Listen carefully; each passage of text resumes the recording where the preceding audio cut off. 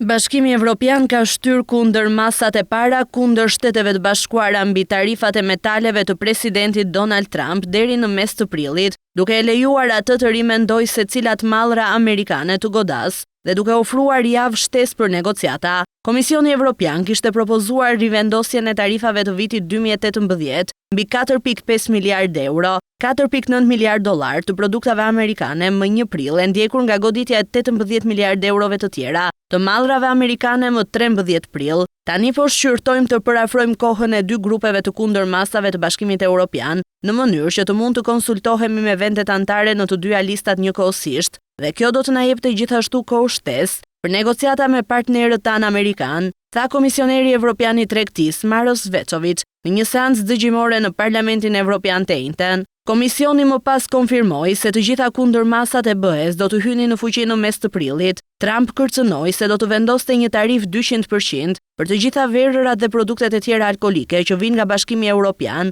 Nëse bloku vazhdon me këtë, administrata Trump po planifikon gjithashtu tarifa reciproke më 2 prill për të ribalancuar sistemin tregtar global. Šefčovič tregoi sa i kishte bërë përparim të kufizuar me homologët amerikan në bisedimet e deritanishme, si për propozimin e tij për të diskutuar mbi uljen e tarifave të importit për mallrat industriale.